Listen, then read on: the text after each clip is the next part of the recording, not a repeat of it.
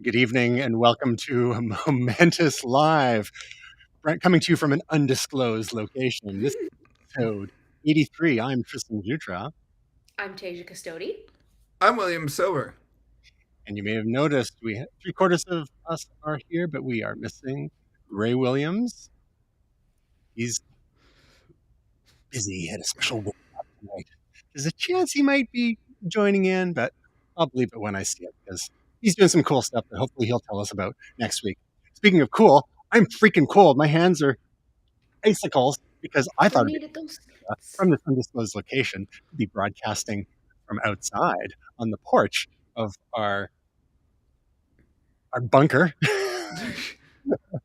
We're just waiting for the nukes to come, so here we are. Yay! You're not in a good place for it. Yeah, exactly. So I we'll would see. like everybody to know that as you listen to Tristan discuss his cold hands, he was offered like those warming midi things, the heat packs you can put in warm. Yes. And he refused the offer. So he could have That's what also I'm done the saying. whole thing inside, which most Also a normal very good people would have point. done. That would have made more sense for sure. Yes, I have to take one for the team here with the hands because I got to do the mousing and except the That's true. trackpadding. Yeah, this is so. Anyhow, let's proceed, shall we? We've got a little bit of follow up to get things going. Oh, of course, in this, we're all discombobulated here. We get our business going, and we'll start off with. We're keeping it tight and right tonight. We're keeping it tight and you don't right. lose your fingers. Exactly. Last week we actually we broadcasted, I believe, a day early due to some scheduling issues, and the Elon Musk Twitter saga was evolving a bit at that point. There had been some leaked text messages that provided some interesting insights about dynamics between billionaires and venture capitalists and various tech power brokers. It was kind of neat to see. And then literally the next day, we had news that Elon's camp has gone ahead and said, you know what? After all of our back and forth, let's do this out. Let's do this afterward. We're gonna buy Twitter for the original price, $54.20 per share. LOL. And we're going to do this and the Twitter board, of course, they want that full share price because it's at a very rich premium to what the stock is at right now. And that's probably one of the reasons why Elon was trying to get out of the deal.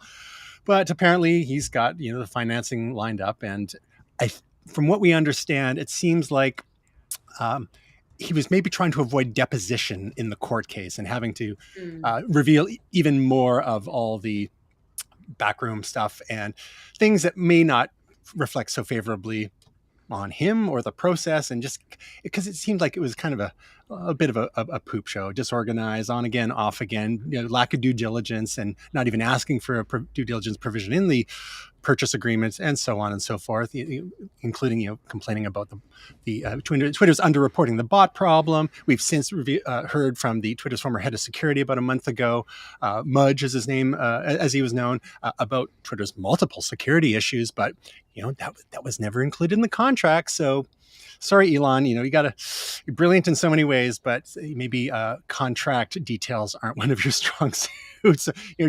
So, and a lot of us here, we discuss how we think this is maybe a distraction for the important things he's doing, like with Tesla and SpaceX and Neuralink and Boring Company and Hyperloop and on, and Gray's given his grand unifying Elon Musk theory about how all these things will serve a future Mars mission and so on. Anyhow, so we are at the point where it looks like it's going to go ahead, but some people are claiming, well, maybe it's just another stalling tactic, a delay tactic, because, of course, now that this has happened, the court case has been put on hold until October 28th. Who knows what's going to happen in the next 2.5 weeks? Will, are you buying it here? Do you think Elon's for real this time? I think it's been such a poop show, as you've been saying, that I think he talked too much, and I think there's enough skeletons in the closet that he just decided to go through with it. I mean, I think in some ways he's brilliant, in some ways he's stupid. He's brilliant about a lot of stuff, but he loves to talk. he has his personal feelings about things, and I know Gray and I were back and forth on this. This is partly him trolling, but partly him also being an idealist, and I think he just started writing checks, literally and figuratively, that he had to cash. Exactly. And some of the punditry that I've seen has basically surmised that he would rather pay the full price that he was offering and get something, i.e., Twitter, rather than having to pay a whole bunch of money in fines and whatnot and get nothing. Yeah. Tasia, when this all comes out in the wash, do you think Twitter is going to be in a better place or a worse place? Well, I feel like he's tanking their stock by doing this because people don't seem very, people don't seem very confident that this is gonna go through by the deadline of October 28th, which is my birthday. So this will be a fun birthday surprise to see what actually happens. Yeah. Exactly. But as far as like, if he does actually buy it and it actually goes through, it'll be interesting to see.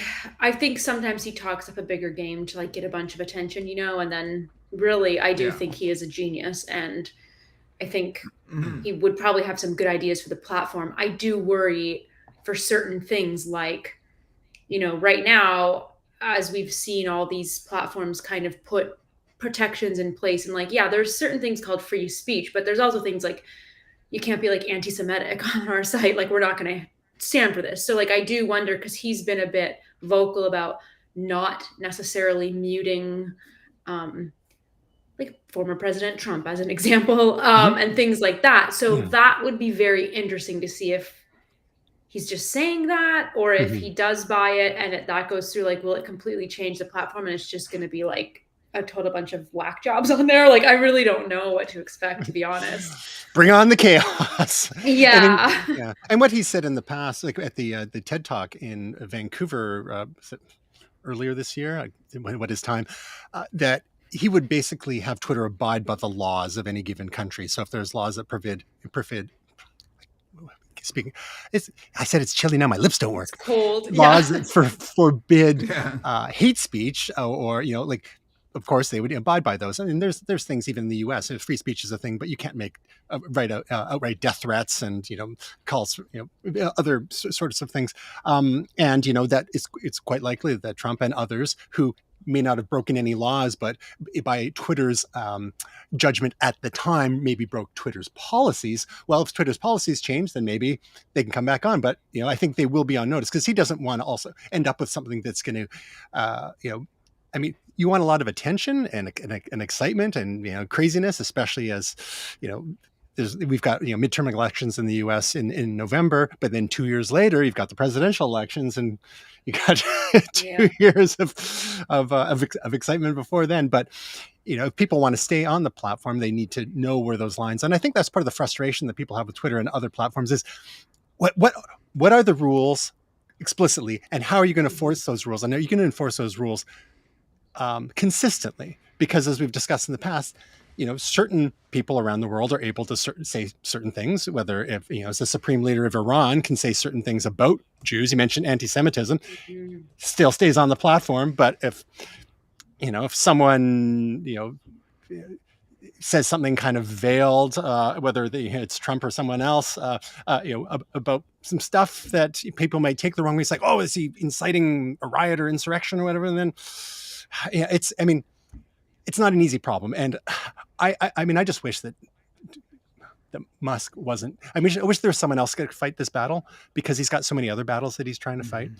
Anyhow, let's move on to some news stories, which we've had a couple this week.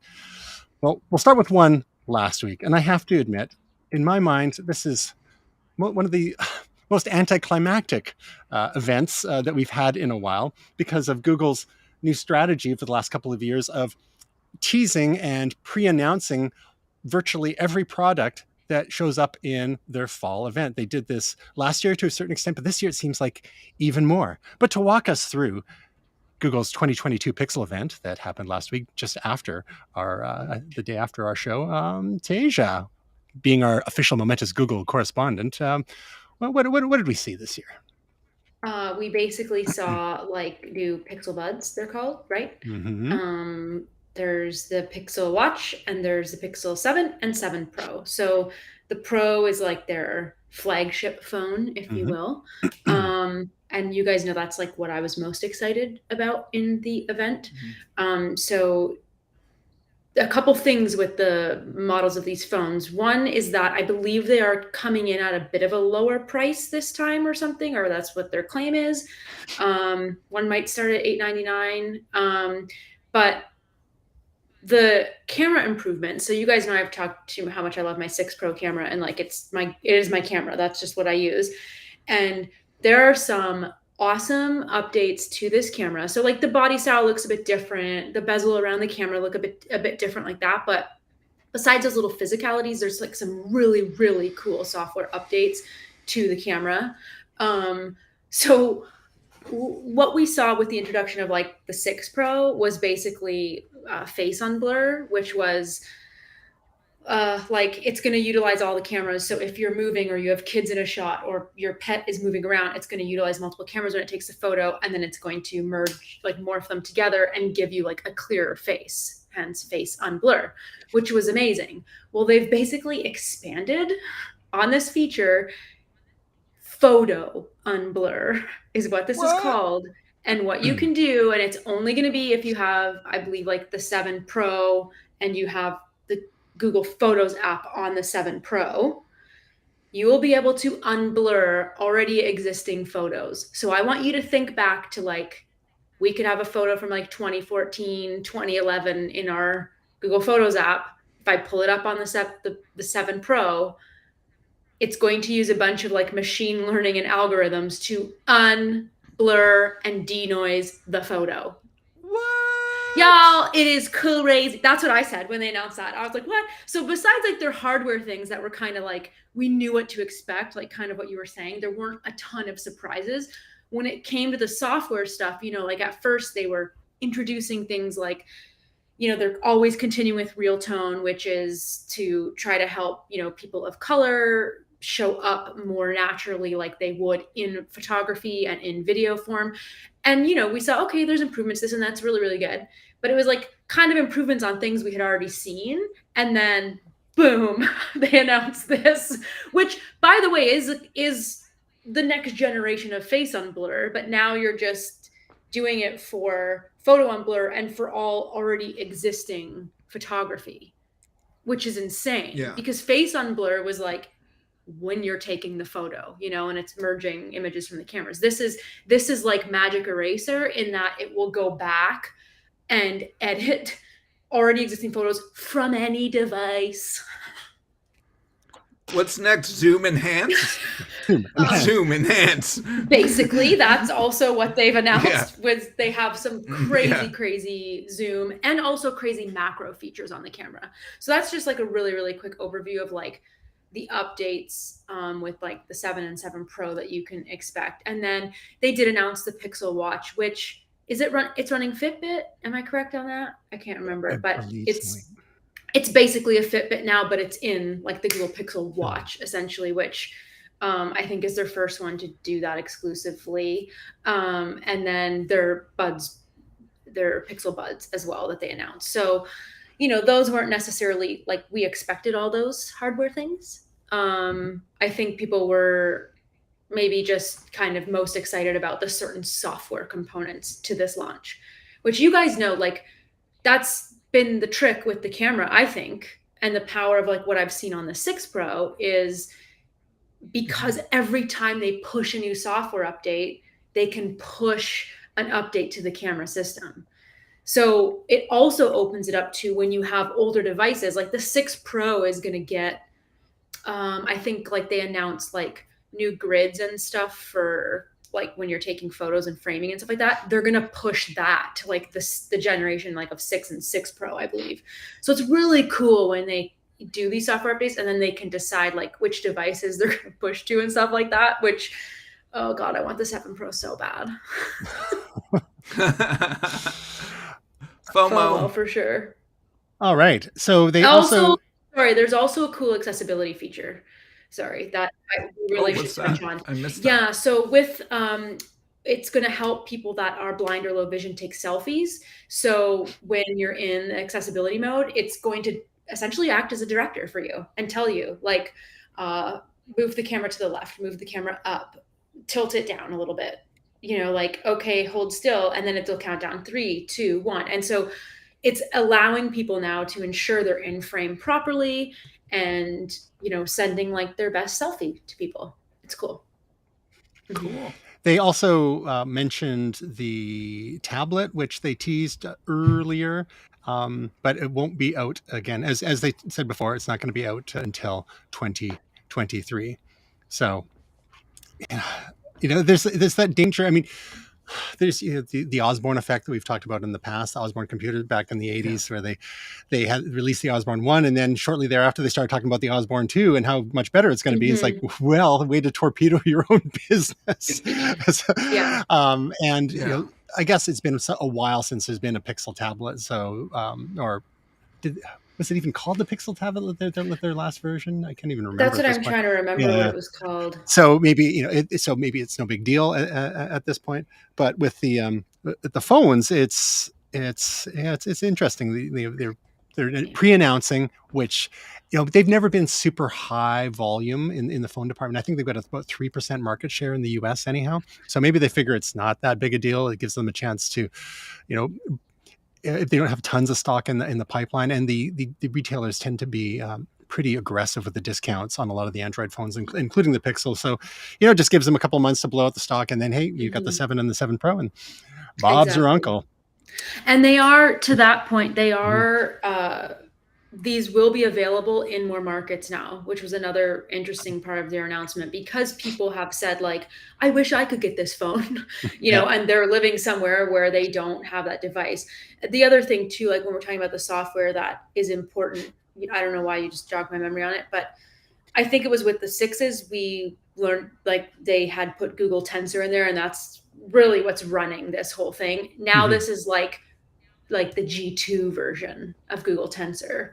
So it's just that updated chip, essentially, that's giving us all our machine learning capabilities that really, really, really power the camera, but also other functionalities in like the Messages app and stuff like that. It's very cool. And that's the sort of advantage that Apple's had for so very long now, is with the Apple Silicon, which has been even before they called it that, but that's been powering the iPhones, and the iPads, Apple Watches, and the AirPods. That they have the integration between the hardware. They're designing their own processors and full-on hardware and the software as well. And Google is pushing more into that. Where they've been doing hardware for a bit, as niche as it might be in some respects, but designing their own silicon, like the Tensor chips, they can integrate even more tightly, just like Apple and Samsung's doing that to a certain extent with its Exynos line, and we'll see what about Microsoft and others. But the more control you have, the more you can optimize for things like machine learning and differentiate yourself from the other competitors. So competition is good. I love it. Love to see it. Speaking of competition, we've got not just one shopping event that's happening this week, but 3. We'll get into what the other 2 are, but we'll start with the first one. And Tasia, again, you're gonna have to walk us through this, because I know that Amazon does like a Prime Day usually, and it's often like in July or so. And there was, I think, but did we have it already? And then yes, and now this is another Prime Day, but this is actually early access. Like, what is going on? And it's not even the middle of October yet, and Black Friday is still 6-7 weeks away. People are like, let's go crazy Christmas shopping now, and Amazon's just like, okay. So walk us through this. Why are we getting another Prime Day, and what is this early access business? What?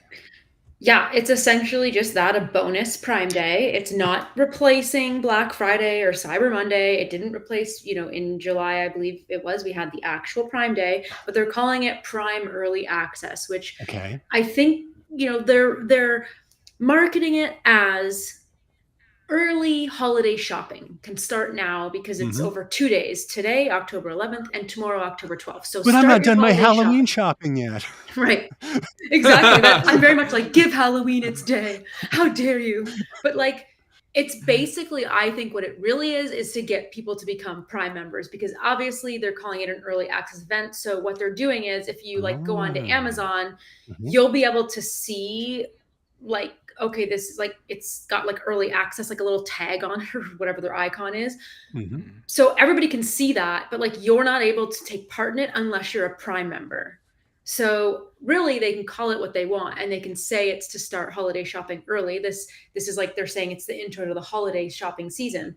But I really just think it's to gain more Amazon Prime members. And, you know, like so of course I did a video on it.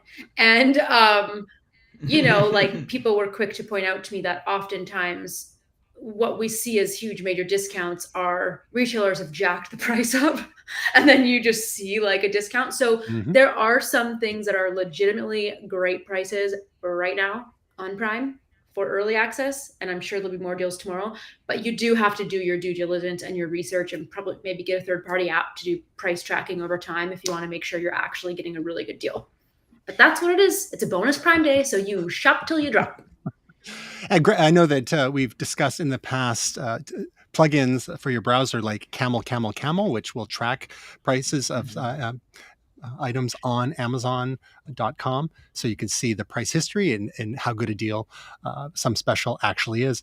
Now, a number of websites, of course, are jumping on this whole Amazon Prime Day like event with some of their favorite deals, including some of Amazon's own products like the Echo Show and the Fire TV 4K Max. We've got other things like Peloton bikes, AirPods Pro 2, and various fashion deals from all sorts of name brands, lots of Amazon products, including their Fire tablets. If you can't wait for a Google Pixel tablet, you maybe pick yourself up a Amazon tablet or a Kindle e-reader. They've recently updated. I don't know if they're going to. It doesn't look like they've got a deal on the Scribe, which is the new Amazon Kindle with a stylus for taking notes on as well. But some of the other Kindle devices have some great aggressive prices. Apple Watch Series 8 already discounted by $50. So that might be a loss leader there, because Apple themselves are not big on discounting products. All sorts of other gadgets and monitors and games and stuff for creators, stuff for consumers. Essentials like wool dryer balls. Why not? Sticky notes, Tide Pods. You can eat them with friends. God bless Amazon. So, I mean, that is one of the the great things about events like this is kind of like what Walmart's been doing for the last few decades is having really good deals for people, making certain things more accessible. But it does mean that people have to be on the ball, and certain things will sell out. Crazy deals on some of the Fire TVs as well. Now, not to be outdone, however, despite all these hundreds and hundreds and hundreds of deals that Amazon has on their site, and to be clear, and just to clarify with you, Teji, you said these deals are for Prime members only. Correct. Okay, so you can't just be anyone walking off the street. So, like you mentioned, it is an incentive for people to sign up for Prime, which at this point, I think it's over $100 a year now, at least in Canada, and you get Prime Video with that, and Amazon Music, and a bunch of other stuff. But that is like the thing is, once people are locked in to get that free 2-day shipping, and sometimes even free 1-day shipping, they're just more likely to buy over and over again from Amazon, even when stuff isn't on crazy deal. So yeah, can I just chime in on something like that? As someone who's in web design and usability and UX, they make it very hard. They're very cheap about how they use typography and styling and design to force you to accidentally sign up to, like, for example, like, I don't want to get free shipping. First of all, they call it free shipping. Is like lowercase in like plain white letters, and the other thing is in like a yellow box or something, which is like a screaming like press here.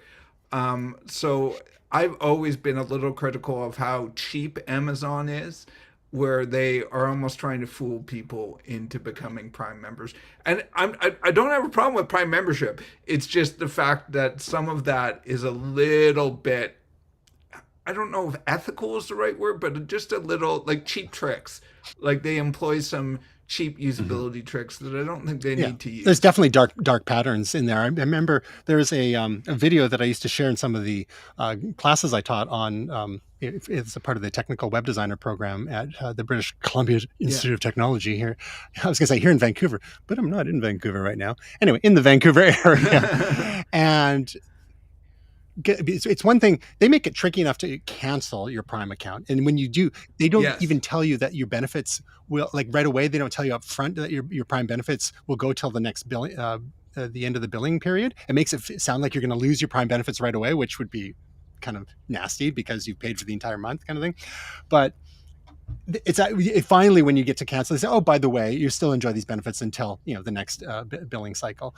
So, but in this video that I used to share in my class, it's all about dark patterns, and it said to actually cancel your Amazon account takes literally dozens of steps. Not your Prime account, but a full-on Amazon account. For example, if you just wanted to, just not have it anymore for some reason, you're going to go live in the bush and be the next Unabomber or what have you, then it's almost impossible. And at the very end of the chain, I think they actually need you to call them or something too, or like maybe it's like they try to talk you down off the ledge or something. But yeah, so that's an interesting point, Will, about the tricks that are done with a user interface and user experience to keep people locked into some of these things, especially when you're paying every month, because that's a cash cow for companies like that, because they're banking on people not using those services too much, because all the people that don't use them, that's like free money for Amazon, free profit margin.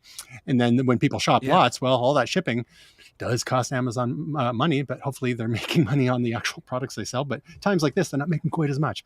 Anyhow, not to be outdone, of course, there are a couple of other retailers that have jumped in, and these aren't the only two, but Best Buy has jumped in with a 48-hour sale where you can save on TVs, air fryers, headphones, and much, much more. And even Target is in the game now with their best anti-Prime early access sale tech deals, where, with all this buzz happening, it makes sense. It's kind of like when you have a type of store, say a record shop open on a street, and then another record store opens across the street, another one down the block. You get this little shopping area. It can happen with coffee shops as well. In Vancouver, for the longest time, there were two Starbucks kitty corner from each other, which people thought was the most bizarre thing. But when you have things in proximity to each other, you create multiple destinations for people to explore on a single trip.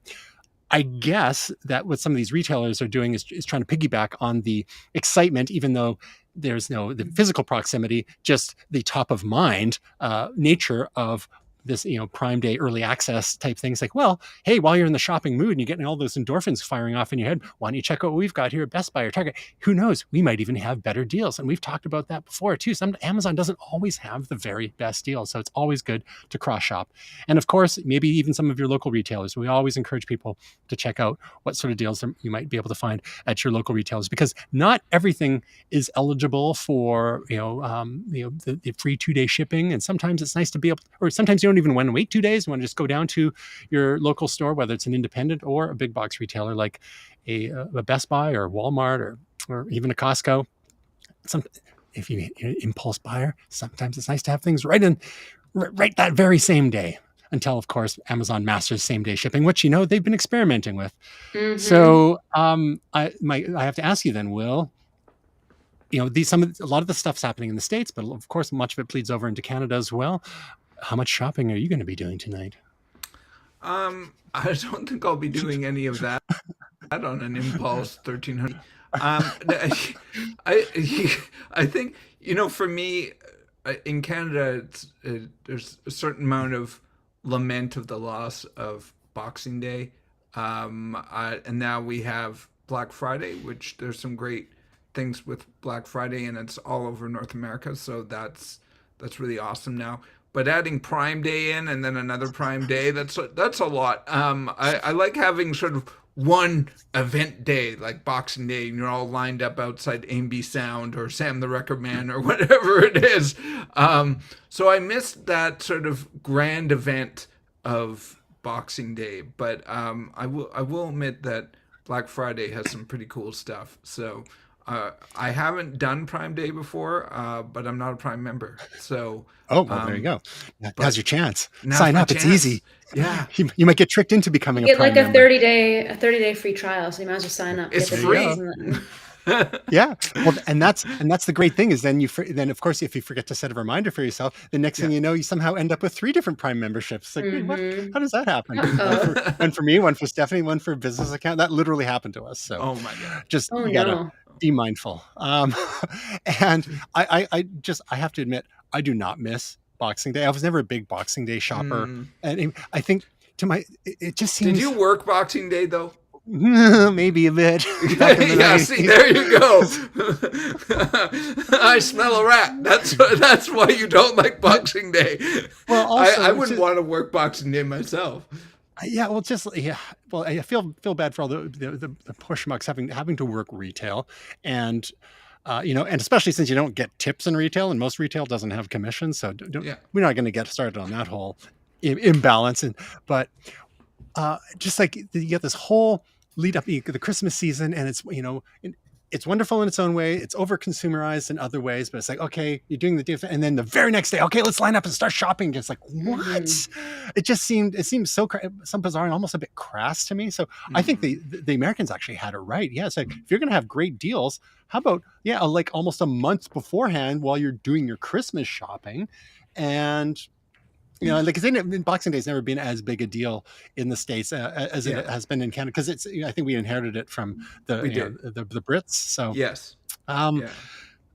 yeah. So honestly, I don't really. I mean, some retailers still do Boxing Day, and sure, if this is something that you really wanted, you didn't get, or maybe you got a bunch of gift cards. It's a great way to spend your gift cards. But I've never been money from your grandparents. That's what it was for me. Never been a big fan of lining up either. I love the event though, and I think Black Friday is a bit different because you also have Cyber Monday, right? Like I've never done the things that you see on video of Black Friday of like people lined up and like the gates coming and like the hordes going through and like elbowing.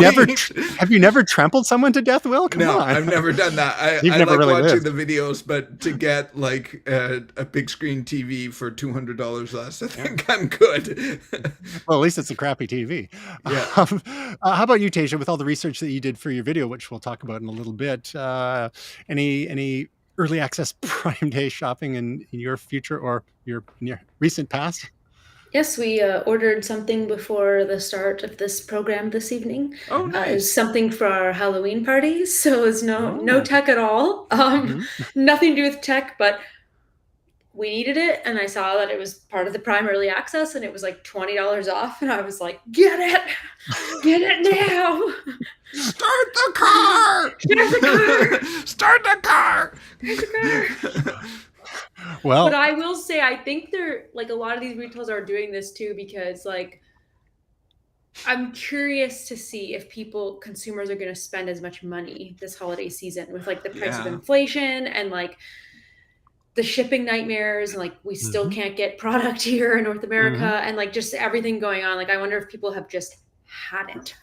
So like I wonder if people care enough. So I'm curious to see like how successful these days are, especially like a random add-on days like this Prime sale, and then of course what like some other retailers are doing to match. I'm really curious to see if like it's an increase in traffic for them. So yeah, I wonder if that's a little bit of the subtext there, that they see the writing on the wall regarding the economy, which like it seems like the powers that be at the various Federal Reserve, central banks, what have you, are doing their best to put the brakes on the various economies around the world to get inflation down. So with that in mind, this is another whole story. It's not really kind of stuff we talk about here, but when you're deliberately trying to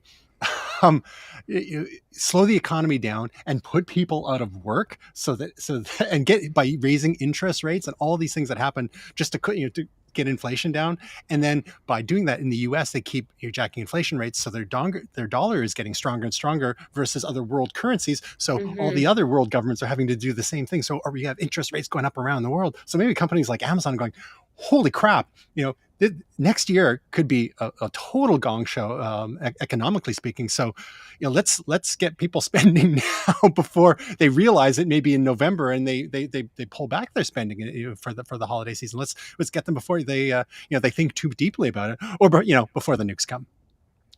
Oh, exactly. Yeah, it's really that. Yeah, a little bit of that too. You don't want that to interfere with your 2-day shipping. Oh, well, this has been an emotional roller coaster ride, I've got to tell you. But speaking of roller coaster rides, Tasia's got another story for us about the iPhone 14 and I assume the 14 Pro, various versions of those have been implicated in the crash detection. So there's a new feature that they introduced for the iPhone 14 series of phones, along with the newest Apple Watches as well.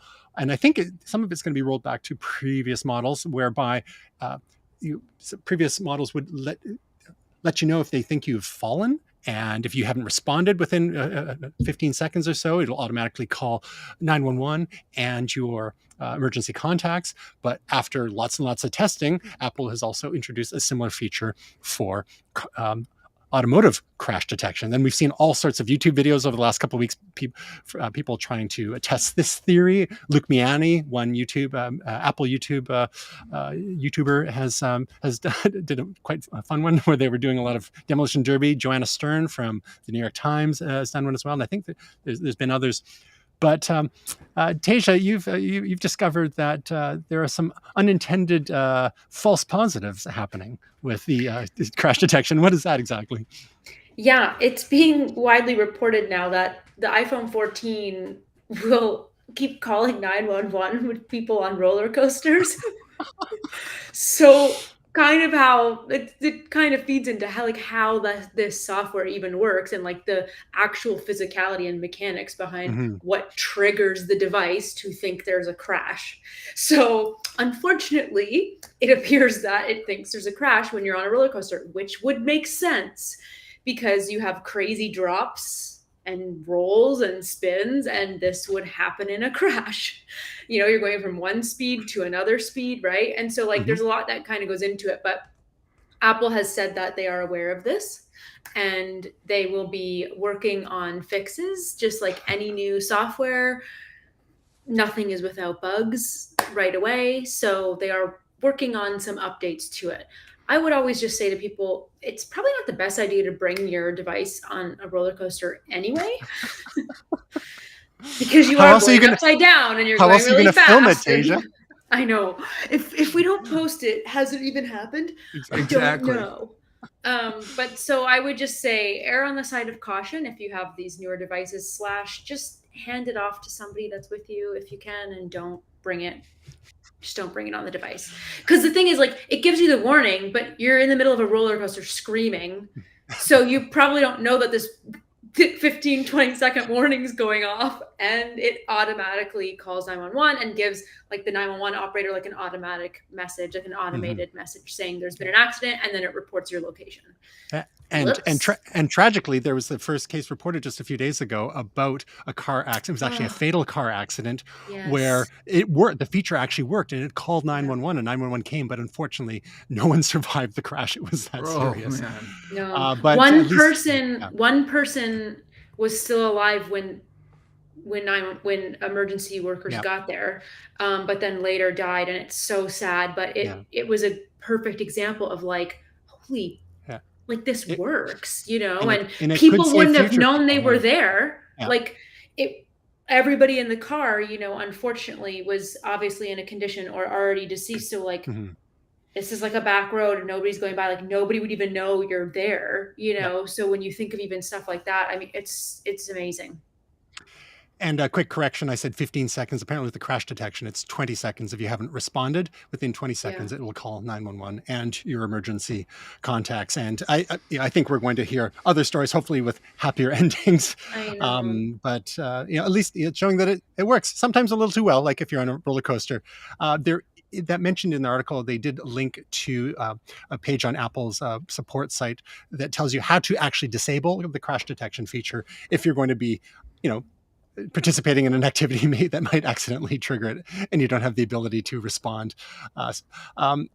one thing I learned is that on the scary wooden roller coaster at Playland / the Pacific National Exhibition in Vancouver, there's now seatbelts on it. I haven't seen them for myself, but before they just had like one of those like, painful metal bars that kept you in. Yeah. I think that actually goes against everything that roller coaster was designed for, which it was, it was one of the few remaining classic wooden roller coasters. And part of the fear is that you think it's going to fall apart. And the other part of the fear is like it's the old style cars, and with that just that metal bar, and you think you're actually going to fly out. So putting a seatbelt, I mean, that makes you feel a little too safe. So I don't know, kids these days, snowflakes, too soft.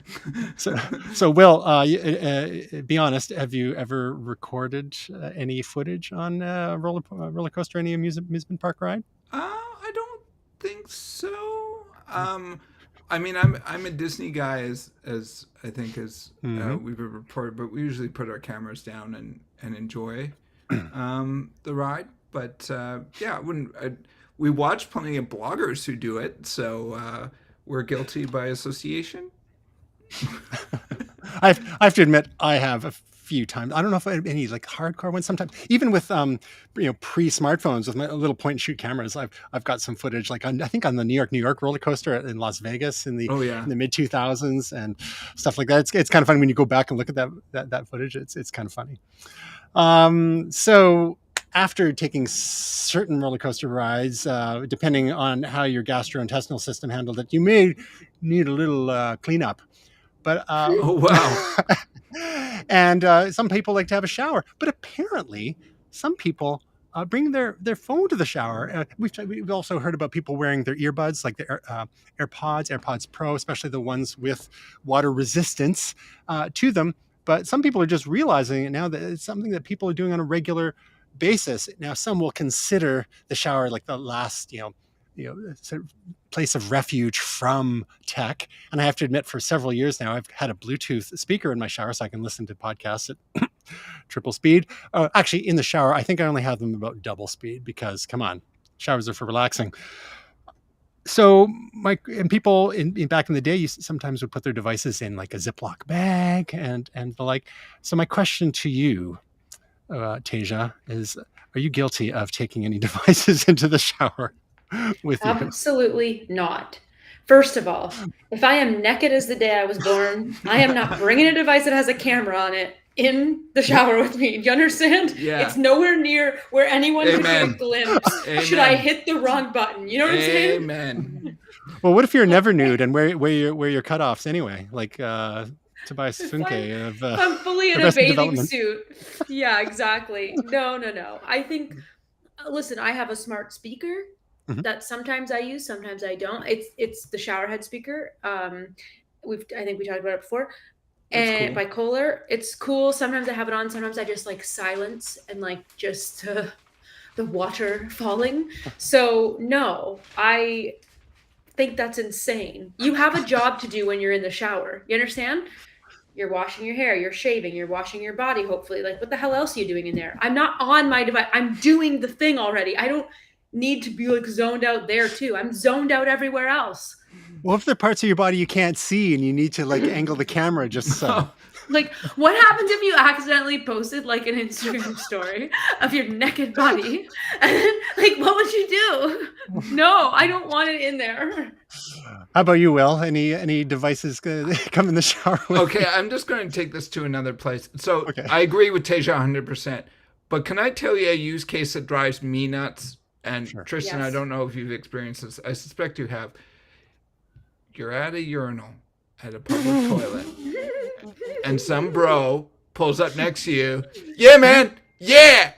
And he's like peeing at the urinal on the phone. See, yeah. I've totally seen that. And it's just like, put your phone away when you're taking out your junk. Yeah. And other dudes' junks are nearby. Just don't be on the phone. Yes. I think the earlier version of that was guys with the old style Bluetooth headsets. The one that was just in one ear, and it kind of signaled a certain type of person, and they would be there, talking away, and it's like, does the person on the other end of that call know what they're doing right now? Yeah. but some people who don't even have the earbuds in or Bluetooth headset or whatever, sometimes they're actually like holding their phone. Oh, okay. While we're talking about things that are annoying, why do people walk down the street talking into the end of their phone and having it on like this. speakerphone so that everyone has to hear? Or like, they do put it up to their ear then? They put it up to their ear and they talk like this, and then they put it up to their ear. But do they realize there's a speaker in the ear and there's a microphone here, so you could use it like a phone, like we've been doing for over 100 years. Yeah. And like people are doing this with speakerphone on, so everyone has to. It's like what is happening? Oh, Do they not? Do people forget how to use phones now? But it's great. Oh, hey! Hello. We're talking about tech rage. I was just walking down the street talking to the end of my phone. You're part of the problem. So yeah, I just want to drop in to say hello. I've been following along, but I'm over at Maker Labs right now, and we're working on a full spectrum laser and getting some stuff done over here. So cool. Yeah. What full spectrum laser? What would one do with a full spectrum laser in a Maker Lab, Gray? Well, so this is a CO2 laser, and so right now we're learning how to cut vector files and raster files. And vector files are those sort of straight-edged, mathematically derived files, and raster files are typically photographs. So you can grave things, photographs mostly. So one of the things that I am doing is Will has sent me a little project, so I'm going to be working on that in a couple minutes and getting that set up on the laser. Very cool. So How long do we have with you, Gray?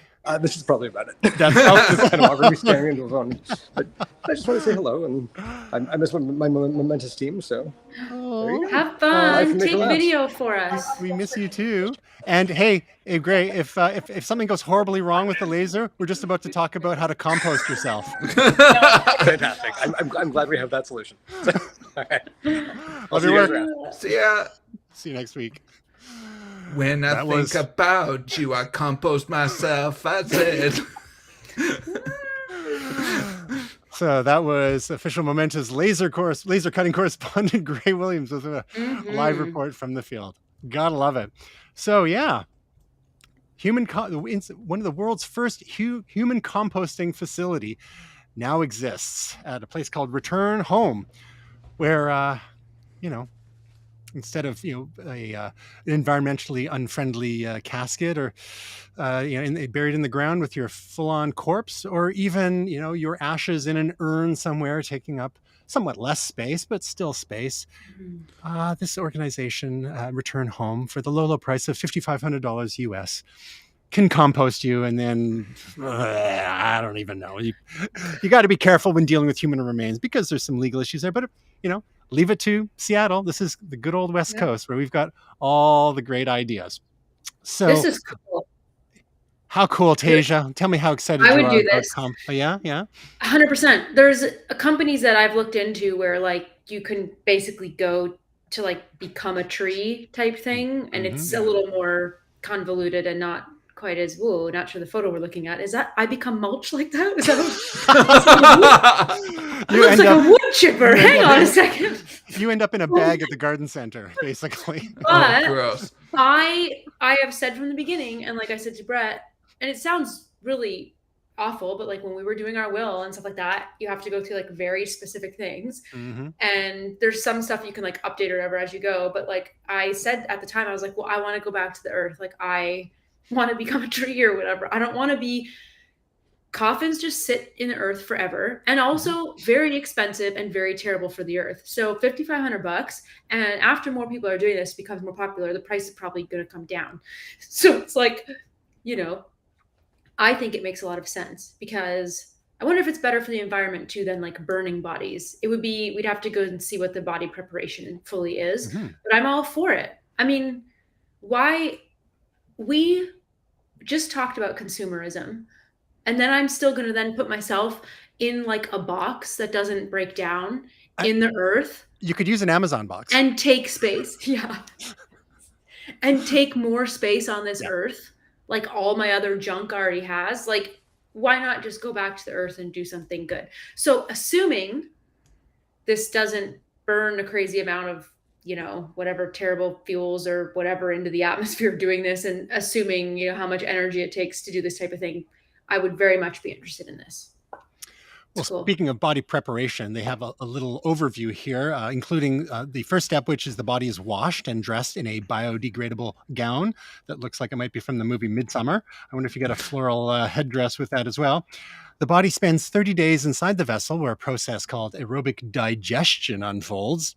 Oxygen-hungry microbes start to consume organic matter. Medical devices are plucked from the compost pile and recycled. Hooray. So including the pacemaker and other things, I suppose.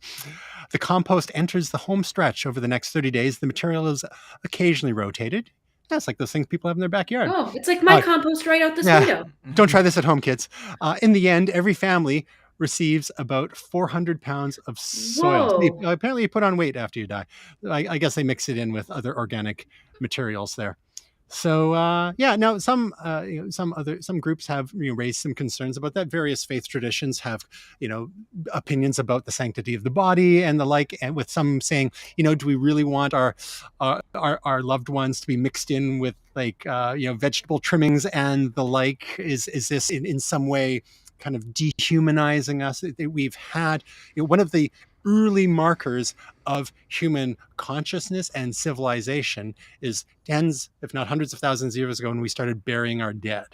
So are we regressing somehow? Or is there some sort of something sacred that we're losing with this a little bit? What do you think, Will? I don't know. I mean, I'm not a super big fan of this. Members of my I'm not against it. I guess I try not to think about these things as much as possible, but I guess the reality is I probably would want to be cremated or something like this rather than being buried. Members of my family have been cremated, so I see this as a better alternative than being buried. I'd like the idea of a headstone somewhere, but you don't necessarily need to be buried in a coffin to have a headstone. Yeah, if Jim Morrison gets one, why not us? Yeah. So, I don't know. I mean, me and my wife are kind of, weird that way in terms of like with pets. Like we just like to have the photos, and we got a nice picture put in a frame, but they offer all sorts of things like paw prints and all this kind of stuff, and we don't really go for that. But if people like that, that's cool. But I think this is interesting. I have to think about it a little bit more, I think. This reminds me actually a little bit of a story from the late 80s. I think I have it on an old VHS tape somewhere. I recorded it off the news, and there was a story about people that were freeze drying their pets after death, and you could have them. It was sort of like a form of taxidermy, but maybe a little simpler. And people had you get the pet in a certain pose and you freeze dried, and so it sucks all the moisture out of the organic matter in there, and so apparently it's sterile after that. And I joked about stuffing our pets, our cat Zara, who died last year. I was joking about stuffing her, and Nay was horrified. But yeah. How about using her to fertilize the garden? Apparently, all the cool kids are doing it. Yeah, apparently. Tasia, you first. We'll see you in the ground. We'll see you 6 feet under. Or I'm telling you, sprinkle. She's going to be daisies. I told you guys what I want. So. All right. We will do our best to have someone else do that for you. So one person that might need to be composted soon if he gets his way and things go horribly wrong is Tom Cruise. Apparently, there's a do it now. Director of the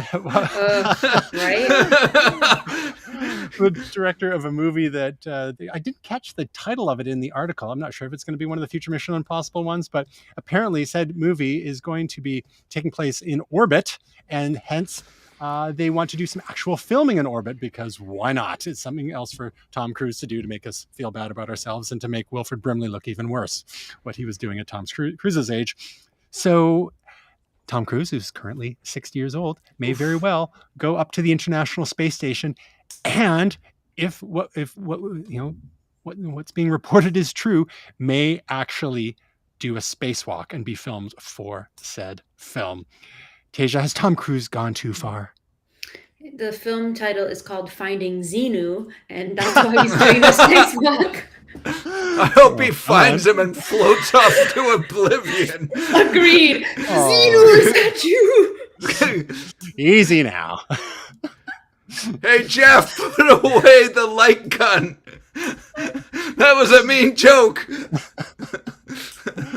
But if we don't have, we had Jackie Chan doing most of his own stunts, and now we've got Tom Cruise who's doing lots and lots of his own stunts, and he's got a pilot's license, and he was doing a lot of the stuff for real in Top Gun.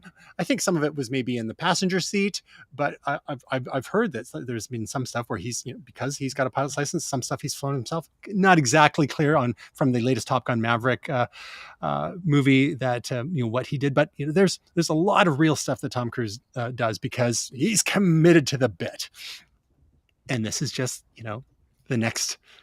taking it to the next level, as they say. Will, do we need people like Tom Cruise to keep pushing the envelope and raising the bar for other actors, or is this just his ego gone wild? I think it's his ego gone wild, but I do think it's cool. I'm not a Tom Cruise fan. I have liked some of the Mission Impossible movies, but man, is it hard to forget that who he is and all his beliefs, and all the things he's done.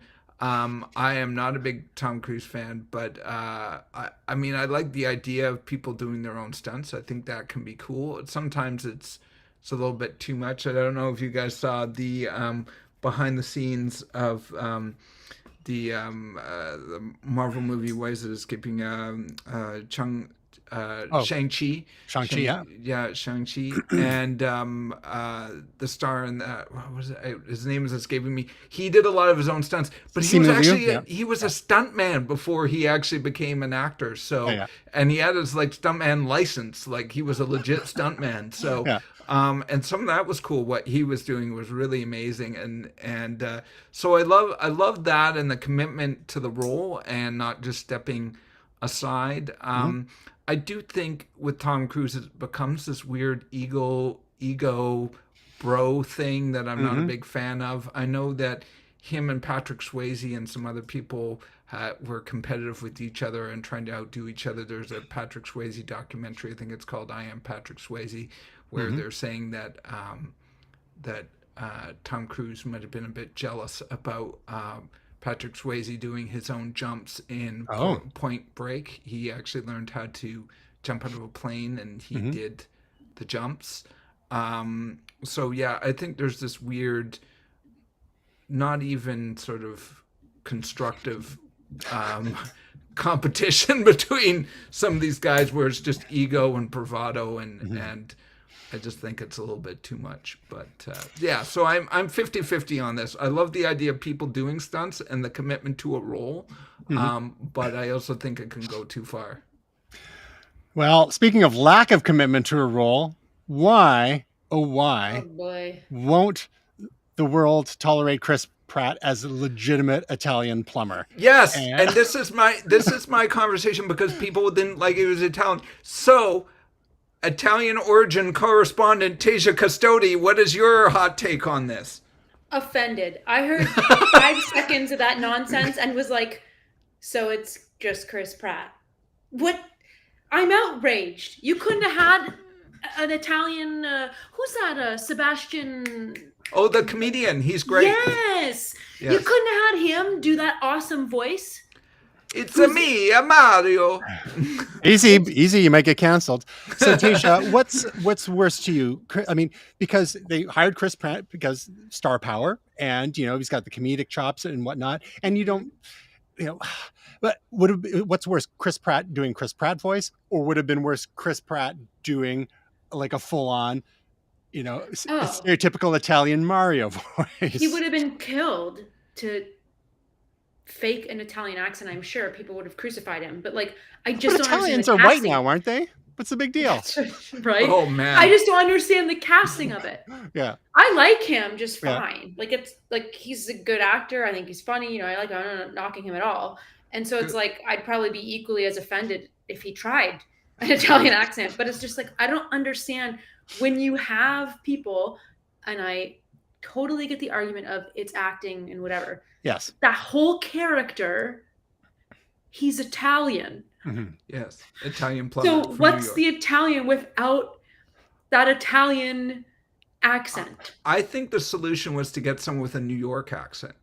I think that's where you Yes. could have done it, because the other thing is the Italian accent that Mario does Yeah. is a little bit too stereotyped. It's a me, a Mario. Like, Yeah. who's going to do that properly? Like, make him have a Brooklyn accent. Like, you know what I mean? Like that's where you can get away with it. I think you can do a Brooklyn accent Yeah. tastefully, but you can't do that hyper 80s stereotyped Italian voice. So instead, it's going to be like, "Hey, I'm plumbing over here." Like, Yeah. So That would have been better. My question is, who did the Mario voice in all the video games? Was that not a legit Italian? Do we have double standards here? Well, Captain Lou Albano played him in the kids show, and Okay. Lou Albano, I think, was Italian. Okay. And certainly played up the Italian. Former If you pro watch wrestler as well. yeah. Mhm. If you watch the old Super Mario Brothers show from the 80s, which had live action scenes in between the animation, so it very weird. There was animated Mario, and then there was this real fat old wrestler who was playing Mario. But seek that out. If it's actually kind of funny to go back and watch it. But What about Bob Hoskins when he and John Leguizamo played Mario and Luigi and the Super Mario Brothers movies Different from era, the man. 90s? Did Bob Hoskins do an Italian accent? I think he did a Brooklyn accent. I think that's Okay, the way to do it. That's our homework, We'll have to maybe. look it up. And then Tasia, you can tell us you should watch that too, knowing how much you love video games and genre movies. That movie's an what's your take on abomination, their by the way. accents? As a Mario I'll tell you fan, guys what I think. that's non-canon. Okay. All right, we've got to wrap it up here. So let's get to our picks of the week, starting with you, Tasia. Oh, my pick is Nailed It Halloween. So as you guys know, I'm obsessed with the show Nailed It, and my niece and I watch it together all the time. So obviously she's home in Canada, I'm here in Scottsdale, but like we queue up the N on Netflix and we say, okay, play. And then we text each other like while watching it together, we discuss it. And we were so excited a week and a half ago, maybe 2 weeks ago now, when this came out. We were hoping for one. We weren't sure if we were going to get one. And I turned on my Netflix and there it was. And we are thoroughly enjoying it. Our dream is to be on this show together. So I'm putting it out there in the universe. And oh my God, it'd be so much fun. But it's funny. We've watched the first couple episodes so far. They're all funny if you guys are familiar with the show at all. But so for those who Nicole aren't, is wild. for those who aren't familiar with the show, what's the premise of it? So it's all like, it's home bakers. So like, it's not professionals. That's the whole point. It'd be like us going on the show and you're trying to recreate a baked work of art. So it could be a cupcake or a cookie. There's like a small challenge in the beginning. And then there's usually like a crazy cake. And the three judges are, one is Nicole Byer. She's a hilarious comedian and host, and she's on like a million different TV shows. There's Jacques Torres, who's a award-winning pastry chef, and he's awesome. And then there's like a rotating famous guest judge every episode.